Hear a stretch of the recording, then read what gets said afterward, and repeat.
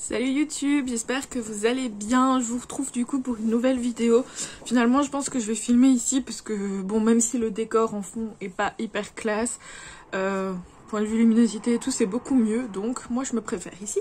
Enfin je préfère la vidéo ici quoi. En plus là aujourd'hui on a une nouvelle star avec nous, voilà. Hein, t'es contente d'être à la vidéo? Oh oui, elle est contente.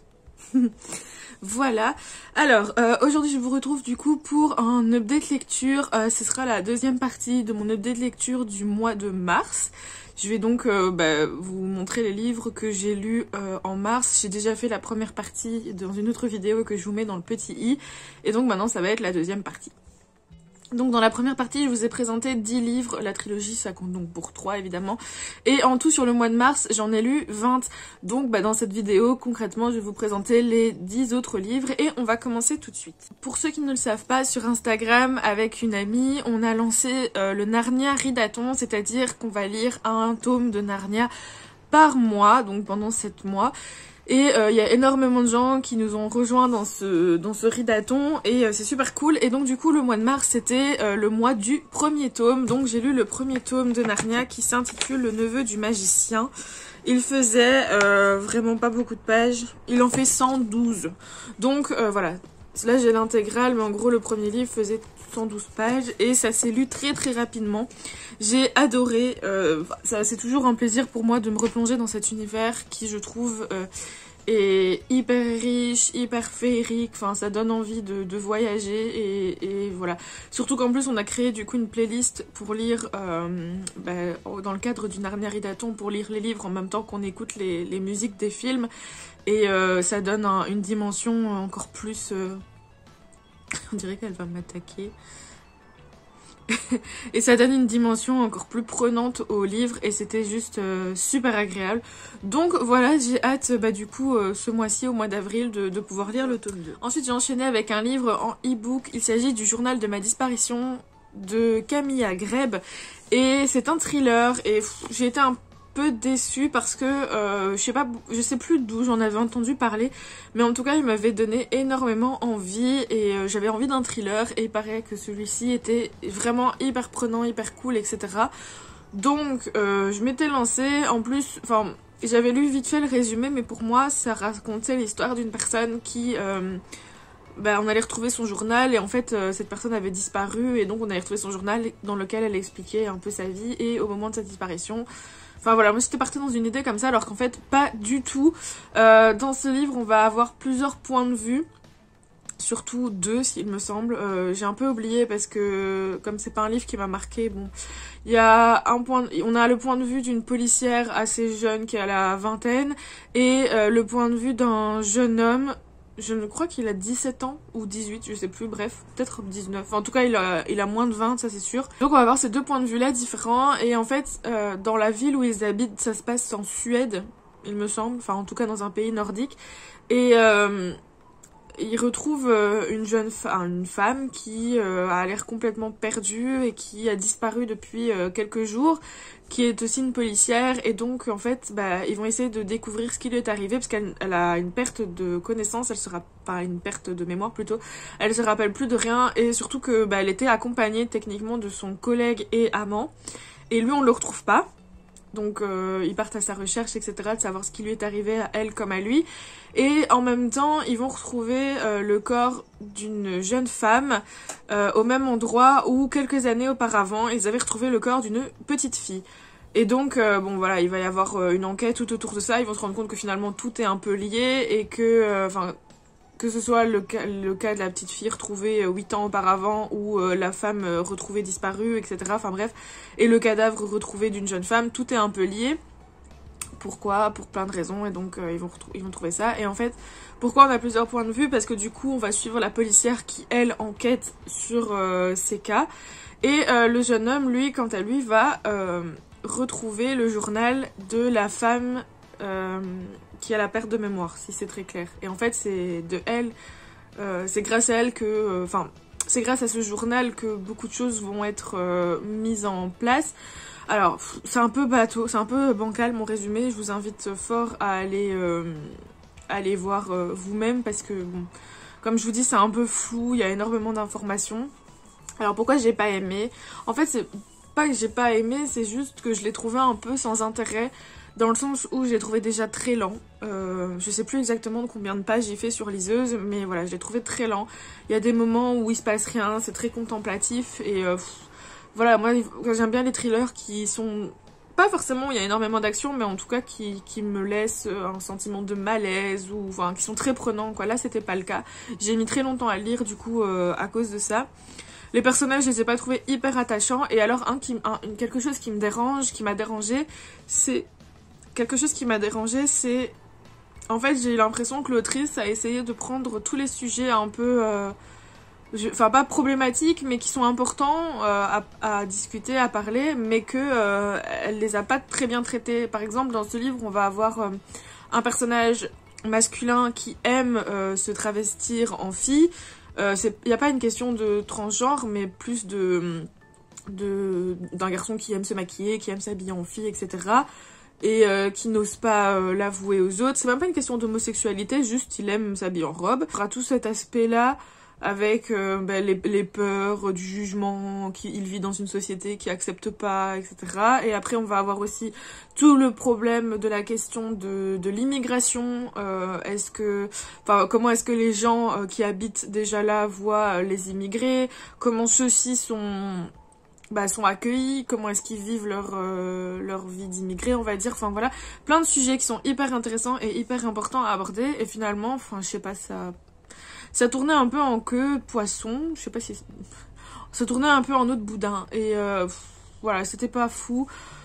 J'ai pas trop aimé les parallèles que l'autrice a fait justement avec tous ces sujets un peu importants et le thriller, enfin bref, c'était pas une grande... Je trouvais que c'était pas très bien traité, quoi. Ensuite, on va passer à quelque chose d'un peu plus fun. J'ai lu Trollhunters de Guillermo del Toro et Daniel Kraus. C'est un livre qui était dans ma pile à lire depuis 1000 ans, vraiment. C'est même pas moi qui l'ai acheté, je pense que je l'ai reçu dans une box. D'où le fait que ça fait très longtemps, enfin, d'où le fait que je l'ai jamais lu, parce que vu que c'est pas un livre que moi j'avais choisi, on va dire, il m'intéressait moins que d'autres. Et puis, je sais pas, la couverture me donnait pas envie, le titre me donnait pas envie, le résumé me donnait pas envie, et puis je crois qu'il était pas très bien noté sur Livre Addict, bref, rien ne faisait que j'avais envie de le lire. Finalement, je me suis quand même décidée à le sortir, et franchement, quelle surprise, quoi, je m'y attendais pas du tout, c'était très bien comme lecture. Donc on est dans un jeunesse, et on va suivre, on commence l'histoire en 1965, et à ce moment-là, il y a beaucoup d'enfants qui disparaissent. C'est un peu, si vous connaissez un peu en Amérique l'histoire des bouteilles de lait, c'est à l'époque où on commençait à mettre les photos des jeunes enfants disparus sur les bouteilles de lait pour que ça touche un maximum de personnes au cas où quelqu'un le ou la verrait. Donc c'est un peu à cette époque-là, et on est en Californie, et donc on va suivre deux frères, donc Jack et Jim Sturge, voilà. Et au détour d'un de leurs jeux dans la rue, Jack, le plus grand, donc de 13 ans, va être enlevé sous les yeux de son petit frère. Ensuite, on va arriver 45 ans plus tard, et là on va suivre le fils de Jim, donc Jim Junior, qui doit supporter la paranoïa de son père, parce que son père a été traumatisé par l'enlèvement de son frère, et donc forcément il veut pas que ça arrive à son fils, donc il est un peu parano par rapport à ça. Et puis, donc, il a transformé leur maison en forteresse, clairement. Personne ne peut rentrer sans leur consentement, etc. Finalement, quelque chose va quand même réussir à rentrer dans la maison et à kidnapper Jim Junior. Et donc là, Jim va se rendre compte qu'en fait, il y a des trolls qui existent dans la ville, et ça va partir en chasseur de trolls, du coup. D'où le titre. Alors si vous connaissez la série sur Netflix Chasseur de trolls, je vous mets la petite affiche ici. C'est inspiré, c'est la même chose, il y a énormément de choses qui changent quand même, mais voilà, c'est la même chose. Donc si vous connaissez la série et que vous l'avez aimé, vous aimerez le livre. Moi je le savais pas, j'avais pas fait le lien. Il y a juste un moment où il y a un passage qui m'a fait penser, mais j'ai l'impression que je l'ai déjà lu. Alors je l'avais pas lu, j'avais vu la série, et c'est là que j'ai fait le lien, mais sinon je le savais pas du tout. Mais franchement c'était une très bonne lecture. C'est assez jeunesse, mais ça se laisse lire parfaitement. Franchement, j'ai passé un très bon moment. Il y a de l'humour, il y a de l'aventure, il y a un peu d'amour, d'amitié. Enfin, vraiment, non, c'était cool. Après, voilà, ça casse pas non plus trois pattes à un canard, mais ça fait le taf. Du coup, pendant ce mois de mars, j'ai eu aussi une période assez jeunesse, on va dire. Et donc, du coup, j'ai enchaîné avec l'histoire sans fin de Michael Ende. Je vais pas trop vous en reparler parce que j'en parle dans le bilan du Winter is Booking. Donc, je vous laisse aller le voir si vous voulez savoir ce que j'en ai pensé. Mais si vous ne connaissez ni le livre ni le film, je vous conseille de lire et de regarder parce que c'est vraiment une histoire incroyable. Pour tous les amoureux de lecture, je pense que voilà, vous ne pouvez que aimer cette histoire et passer un très très bon moment, être embarqué. Ça me fait un peu penser à Narnia, il y a un côté un peu onirique comme on peut retrouver dans Narnia. Mais vraiment c'était super. Ensuite j'ai enchaîné avec mon petit challenge de l'année, c'est-à-dire lire un tome de l'Assassin Royal par mois. Et donc j'ai lu le tome 2 de l'Assassin Royal qui s'appelle l'Assassin Royal de Robin Hobb. Voilà, donc là techniquement il me restera que le tome 3 à lire. Et j'aurai terminé donc la première intégrale et ça va être très bien. Alors qu'est-ce que j'ai pensé de ce deuxième tome?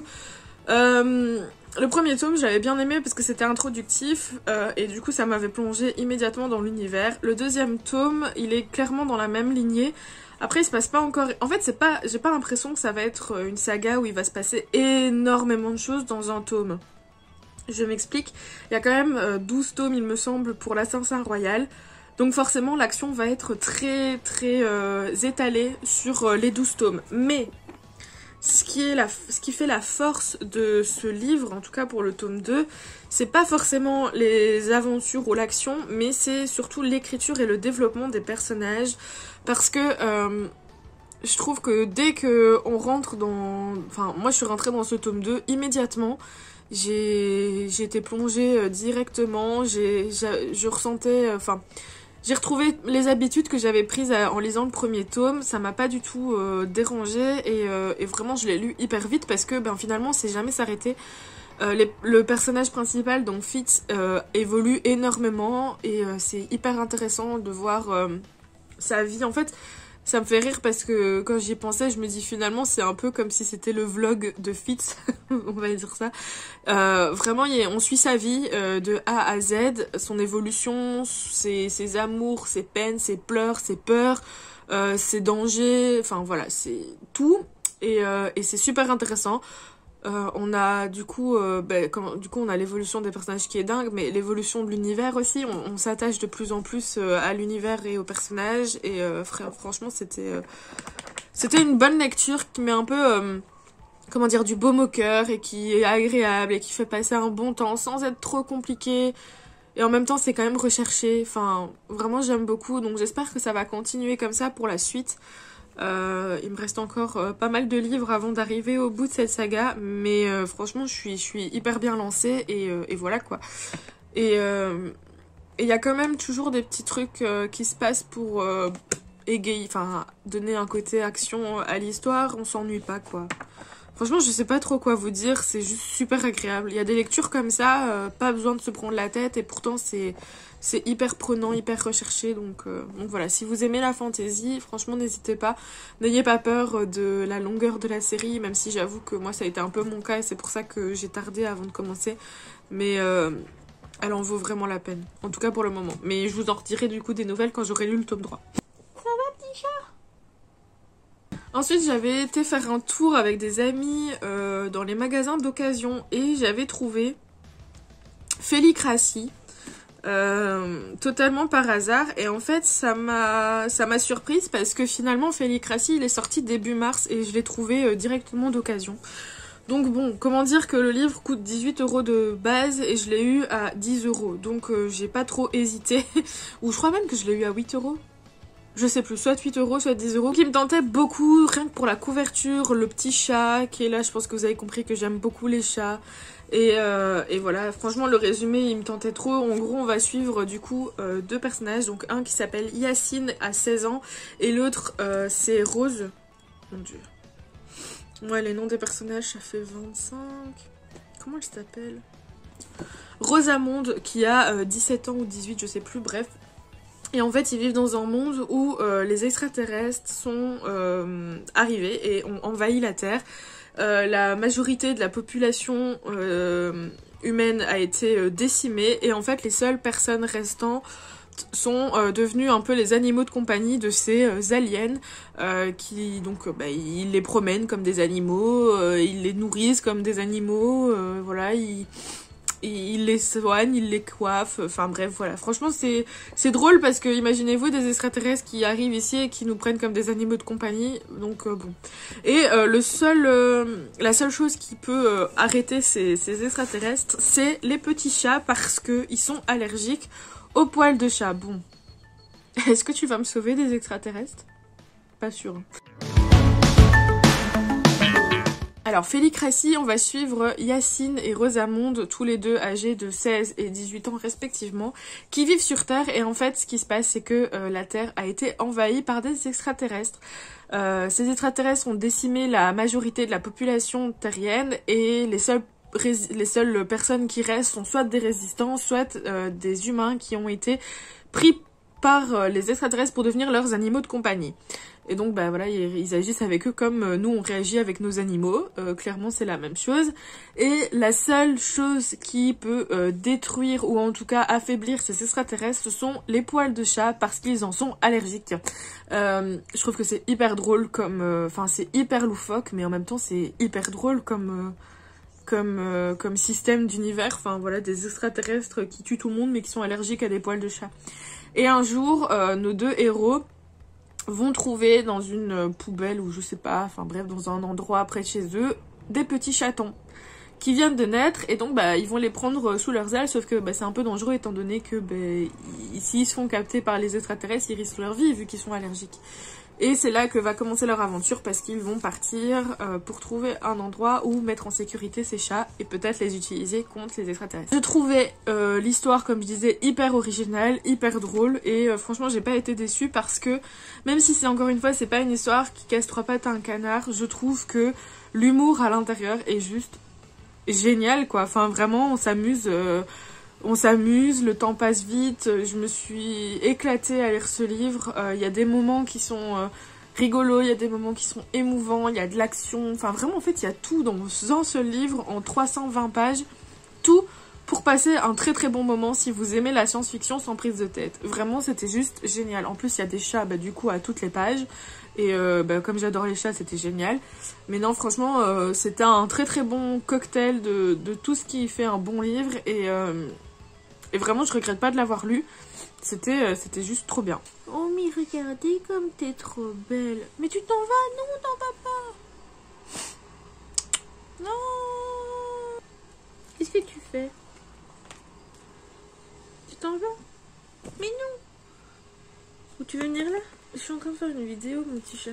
Ensuite, j'étais toujours dans ma petite folie lire de la jeunesse et donc du coup j'ai lu Les voleurs de vœux de Jacqueline West que j'avais reçu dans le calendrier de l'Avent de la box Once Upon a Book. Bon clairement j'étais pas du tout emballée de le lire et j'étais pas hyper ravie quand je l'ai reçu dans le sens où la jeunesse c'est pas non plus ce que je préfère, j'aime bien en lire mais il faut quand même qu'il y ait un côté un peu fantasy, science-fiction, vous voyez ce que je veux dire? Tandis que là c'est assez... Enfin ici c'était trop jeunesse en fait pour moi, c'est pour ça que j'ai pas trop apprécié et j'ai pas du tout retrouvé ce que j'aime dans la jeunesse, c'est-à-dire la nostalgie, le retour en enfance, enfin voilà. Après le livre est quand même bien pour les jeunes justement, parce qu'il est très bien écrit, c'est fluide, il y a des animaux qui parlent, l'univers, bon c'est sur Terre mais le personnage principal est assez jeune et... on a toute une histoire autour des vœux, etc., d'une organisation secrète, enfin bref, ça peut être très très intéressant, mais voilà, pas pour moi. Un autre point positif aussi, enfin quand même, c'est le personnage principal qui en fait est malentendant, donc il porte une prothèse auditive, et j'ai trouvé ça super intéressant parce que bah, j'ai pas lu de livre avec un personnage qui a cet handicap-là, et je trouve ça cool, surtout dans les livres jeunesse pour moi.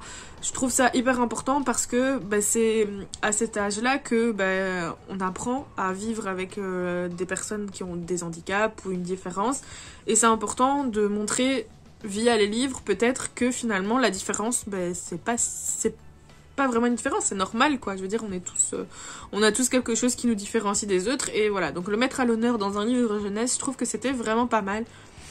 Par contre, ce qui m'a dérangé par rapport à ça, c'est que clairement l'autrice veut faire passer le message que donc le personnage principal de Van vit très bien, le fait qu'il soit malentendant, et c'est tout à fait à son honneur, enfin je veux dire c'est normal, il a toujours vécu comme ça, donc pour lui c'est sa norme on va dire, et que pour rien au monde il voudrait changer ça, même s'il a la possibilité de faire des vœux pour y remédier.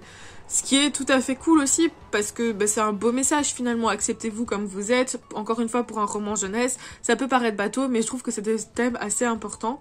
Maintenant, ce qui est un peu paradoxal, c'est que donc on a ce moment où Van explique que il est très bien comme il est. Ça se passe pendant à la fin, pendant une scène un peu d'action avec une petite bagarre, une petite bataille, etc. Donc ça passe un peu à la trappe parmi toute l'action qui se passe autour, ce qui est un peu dommage. Et surtout que quelques pages avant, Van dit quand même que il aurait bien aimé faire un vœu pour régler son problème d'oreille, on va dire. Donc c'est pas très cohérent pour moi, et je trouve que c'est dommage parce que je sais pas, peut-être que ça aurait pu être plus abordé, plus en profondeur. Voilà, bref, c'était pas une franche réussite. Après, dans un sens, c'est pas non plus une déception parce que je m'attendais pas à grand chose en le lisant, mais voilà, bon, je le conseille si vous avez des enfants ou même si vous aimez vraiment beaucoup les livres jeunesse. C'est une histoire assez intéressante, mais voilà, pas pour moi. Ensuite, on va passer à mon coup de cœur de ce mois, un coup de cœur intersidéral auquel je ne m'attendais pas du tout. Il s'agit des Saisons de la Tempête de El Cosimano, publié chez De Saxus. Alors bon, déjà, on peut s'arrêter sur la couverture. Si vous connaissez la maison de Saxus, vous savez les beautés qu'ils font, voilà. Mais vraiment, c'est juste incroyable. Et ici, du coup, on va parler des saisons. Donc on va suivre Jack qui après sa mort, enfin au moment de sa mort, a le choix entre définitivement mourir ou se mettre au service de Gaïa. Donc bien évidemment il va se mettre au service de Gaïa et il va être transformé en saison, la saison de l'hiver. Et donc, donc en fait, ils vivent, enfin, comment dire, il y a plusieurs saisons d'hiver, plusieurs saisons de printemps, etc. Mais ils sont mis par équipe de 4, donc un hiver, un printemps, un automne, un été. Ils vivent, enfin, ils coexistent à 4, forcément, pour créer une année. Et en gros, le printemps doit tuer l'hiver, l'hiver doit tuer l'automne, l'automne doit tuer l'été, et l'été doit tuer le printemps une fois que la saison est terminée, pour que l'autre puisse prendre sa place. Sauf que là, qu'est-ce qui se passe? Nous avons Jack qui est totalement amoureux de Fleur, la printemps, qui est chargé de l'éliminer lui. Enfin voilà, ça va partir un peu en histoire d'amour impossible, et il y a plein d'autres choses qui se passent dans le sens où ils vont devoir... Enfin, ils se rendent compte que finalement, la façon dont ils sont régis, dont ça se passe, c'est pas forcément normal, ça pourrait se passer autrement. On leur apprend que... Enfin, dès le début, on leur dit qu'ils peuvent pas vivre si l'un vit. Donc c'est pour ça qu'ils sont obligés de se tuer. Et finalement, ça cache quand même quelque chose. Parler de l'histoire en elle-même, elle est juste géniale. C'est hyper prenant. Alors autant donc le livre est divisé en 3 parties. Autant la première partie, j'ai eu un petit peu plus de mal parce que il y a une histoire de temporalité qui est assez perturbante. La première partie va se dérouler sur 1 an à peu près. Sauf que, vous voyez par exemple au début des chapitres, parfois quand on change de temporalité, d'année ou quoi, on nous dit, je sais pas moi, 5 mois après, ou on nous donne la date. Et là, il n'y a rien. Et du coup, si vous loupez l'information dans le chapitre, vous pouvez vite être perdu, ce qui a été mon cas. Mais heureusement, à partir de la deuxième partie, la temporalité redevient normale, on va dire. Et donc, il n'y a plus ce souci-là. Mis à part ça, l'histoire est juste géniale. Je trouve que c'est hyper original, tout ce système des saisons et tout ce qui se passe à côté. Je peux pas trop vous en dire pour pas vous spoiler, parce que c'est quand même des grosses révélations. Mais vraiment, je trouve que l'autrice, elle a rien laissé au hasard, quoi. Par rapport à ça, elle a pensé à tous les petits détails. Parfois, je le lisais en lecture commune, et des fois, je me disais, oui, mais c'est pas logique, ça. Et finalement, juste dans le chapitre d'après, par exemple, l'autrice nous donnait une explication qui, oui, au final, c'était tout à fait cohérent. Et donc, c'était super cool parce qu'on voit qu'elle a vraiment travaillé son univers et tout.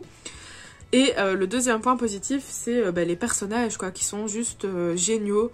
On sent leur évolution du début jusqu'à la fin. Enfin, vraiment, le Jack du début n'est pas du tout le même que le Jack de la fin. Et ils sont hyper réalistes. Parce que, c'est dingue parce que finalement... à la base, ils s'enfuient de là où ils sont. Et c'est clairement pour des questions, on va dire, égoïstes. Ils veulent juste s'enfuir pour vivre leur vie tranquille et ne pas être encore soumis à Gaïa et à Chronos. Et voilà, ils veulent rien d'autre, quoi. Juste s'enfuir et qu'on les retrouve pas. Et finalement, ils vont être embarqués dans une histoire de révolution de rébellion plutôt bien contre eux. Enfin, malgré eux plutôt. Et ils vont pas avoir le choix finalement de devenir les têtes de cette rébellion. Enfin voilà, c'était juste génial quoi. J'ai beaucoup pleuré, il y a eu beaucoup de chapitres où j'avais les larmes aux yeux, mais pas forcément de tristesse. Il y a eu des moments tristes évidemment, mais il y a des moments qui sont hyper émouvants, il y a des phrases qui sont super belles, il y a l'amitié qui les lie, c'est juste trop beau quoi. Et enfin voilà, j'ai adoré ce livre. Et enfin il me reste 2 livres, mais ça c'est des livres que j'ai lus sur ma liseuse. Il s'agit le premier de Conversion de Catherine Howe. C'était une déception ce livre-là. On va avoir 2 temporalités donc qu'on va suivre. La première temporalité c'est en 1692, 1700, début 1700. Et on va suivre une jeune fille qui se repent de choses qu'elle a faites. Et en fait, on va comprendre que c'est un lien avec les procès de Salem. C'est-à-dire les procès pendant lesquels des jeunes filles ont pas un peu d'ailleurs, ont inventé avoir été ensorcelées par plusieurs personnes de leur village, enfin de Salem du coup. Et ça va entraîner des arrestations sur arrestations, des arrestations multiples et malheureusement des pendaisons parce que on va faire la chasse aux sorcières. Tout ça sur base de mensonges et d'affabulations de jeunes filles qui voulaient passer le temps ou juste se décharger de leurs conditions enfin même pas d'esclaves, mais genre elles voulaient plus aller chercher de l'eau, donc elles ont fait genre qu'elles étaient malades et puis c'est parti en ensorcellement, enfin bref. Ce qui a entraîné la mort de beaucoup de gens. Donc premier fait, et donc on va suivre ça, et la deuxième temporalité c'est en 2012, on va suivre une jeune fille américaine qui est en terminale, et dans son lycée va arriver une maladie très très mystérieuse qui va faire que certaines personnes vont avoir des crises du style d'épilepsie, vont perdre leurs cheveux, vont plus savoir marcher, enfin vraiment une maladie très très étrange, et personne ne sait vraiment d'où ça vient, surtout que ça arrive ça arrive à plein de filles en même temps. Et en fait, c'est aussi une histoire vraie dans un lycée américain, je ne sais plus exactement la ville, il y a eu une maladie dans ce même style qui a fait son apparition, et en fait on s'est rendu compte que c'est un peu il y a l'hypothèse que ce soit une maladie un peu psychologique à cause de la pression que ces jeunes filles subissaient avec leur année de terminale, le fait qu'elles devront aller à l'université, avoir les meilleures notes pour être dans de bonnes universités, etc. etc. Et donc elles ont fait ça s'appelle le syndrome de conversion, il me semble. C'est quelque chose de psychologique, je m'y connais pas trop. Mais voilà, donc on a ces 2 temporalités-là. Et l'autrice en parle et essaye de les faire matcher pour trouver un lien entre eux. Les procès de Salem et le fait que des jeunes filles tombent malades à cause de la pression. Et en fait, ce qui m'a dérangée, c'est que finalement, on avait 2 histoires vraies qui pouvaient être hyper intéressantes à être exploitées. Mais en fait, l'autrice a essayé par un moyen assez particulier, je n'ai même pas compris moi-même, à essayer de mettre en corrélation ces 2 faits divers pour en faire, pour montrer que il y a des similitudes. Alors, pour moi, je vois pas du tout les similitudes entre les procès et l'autre fait divers. Mais apparemment, l'autrice avait l'air sûre d'elle, donc pourquoi pas, et surtout qu'il y a des notes à la fin du livre qui expliquent son cheminement de pensée. Je trouvais ça ridicule. Et donc finalement, ça a totalement... surtout que, il n'y a même pas un côté fantastique ou sorcellerie, vous voyez, ça reste très terre à terre. L'autrice a juste relaté les faits de chaque fait divers et a essayé de les mettre en corrélation. Voilà, c'est tout, il y a rien d'autre. Et j'ai trouvé que c'était pas cohérent, quoi. Franchement, c'est dommage parce que, comme je disais, les 2 thèmes sont hyper intéressants. Mais pas ensemble en fait. Elle aurait peut-être dû faire un livre pour chaque fait divers et les exploiter à fond. Là, il y a un goût de trop peu. C'est dommage. Franchement, c'est vraiment une déception parce que je m'attendais à mieux et finalement, c'est retombé comme un soufflé, quoi. Pourtant, ça commençait bien. Après, ce qui est bien, c'est que finalement, ça m'a quand même donné envie de m'intéresser à ces 10 sujets. Donc, j'ai été me documenter, me renseigner un peu pour en savoir plus. Mais voilà, ça laisse un goût de trop peu quoi. Donc bon, dommage. Et enfin, le dernier livre de cette update lecture, il s'agit du tome 3 de Campus Driver de C.S. Quill. Donc j'ai lu les 2 premiers tomes, un en janvier et un en février. J'en avais parlé sur mes IGTV sur Instagram, donc si vous voulez aller les voir, je vous invite pour savoir mon avis. On peut les lire totalement indépendamment, mais je pense que parce que c'est à chaque fois des nouveaux personnages, mais c'est quand même mieux de les lire dans la suite parce que forcément ça va spoiler un peu. Dans ce 3e tome, on va du coup suivre Lewis et Amy. Bon, on sait comment ça va finir, évidemment, on se doute bien, mais ce qui est intéressant, c'est tout le cheminement en fait, et clairement c'est le tome que j'ai le moins aimé, déjà parce que déjà dans les autres tomes, j'accrochais pas du tout à la personnalité de Lewis, et donc bah forcément dans ce tome-ci, j'ai pas accroché à sa personnalité, mais j'ai pas non plus accroché à la personnalité d'Amy, que je trouvais trop agressive, trop dans l'excès. Enfin, il y a quelque chose qui lui plaît pas, elle tape quoi. C'était trop violent, trop agressif, trop sur la défensive. On lui demande c'est quoi sa couleur préférée, elle va nous répondre le poulet juste par esprit de contradiction. Enfin, voilà, c'est des petites choses comme ça, et donc forcément quand on n'accroche pas aux personnages principaux dans un livre où c'est centré sur la relation, bah forcément ça pose problème quoi. Non, Tsuki, à faire des conneries toi, tu arrêtes hein. T'attends que je termine et après je te sors. Et forcément quand on lit un livre où l'histoire est centrée sur les sentiments et la personnalité des personnages et qu'on n'accroche pas justement au caractère de ces personnages, bah c'est compliqué d'apprécier le livre. Après, il était très bien, j'ai beaucoup aimé, j'ai retrouvé l'écriture que j'aimais beaucoup, même si je l'ai trouvé un peu plus pas abracadabrant, mais un peu plus rocambolesque que les 2 autres. Pas mon préféré, mais j'ai quand même passé un bon moment et je vous le conseille. Je trouve que c'est vraiment une série qui est hyper fraîche, rafraîchissante et surtout qui fait du bien parce qu'on a des relations qui sont saines. Voilà, il n'y a pas un des personnages du couple qui va dominer l'autre ou qui va être toxique pour l'autre. Vraiment, c'est hyper sain et ça fait du bien de lire des romances comme ça qui sont réalistes, qui sont belles et qui font vraiment rêver et juste qui sont rafraîchissantes. Donc franchement, je vous conseille la trilogie des Campus Driver si vous aimez ça et que vous avez envie de lire des romances qui ne prennent pas la tête mais qui font du bien au moral. Je vous y invite. Voilà pour mon bilan, pour mon update lecture du coup de la 2e partie du mois de mars. J'espère que j'ai pas été trop brouillonne dans mes résumés ou dans mes avis. J'ai eu un peu de mal cette vidéo, je sais pas pourquoi. Sinon du coup c'était un bon bilan quand même. Bilan de mon mois de mars en globalité. Donc j'ai lu 20 livres. J'ai beaucoup plus lu en papier qu'en liseuse, alors qu'il y a tout un moment où je lisais beaucoup plus en liseuse qu'en papier. Bon, ça dépend des moments. Et quand même franchement il y a eu quelques petites déceptions, mais dans la globalité j'ai eu énormément de bonnes lectures et de bonnes surprises. Et je suis super contente, donc j'espère que ça va continuer comme ça au mois d'avril, même si je n'en doute pas. Et puis voilà, je vais vous laisser là. J'espère que vous avez passé de bonnes lectures au mois de mars. N'hésitez pas à me dire vos coups de cœur et vos déceptions du mois. Et puis on se retrouve pour une prochaine vidéo. À bientôt!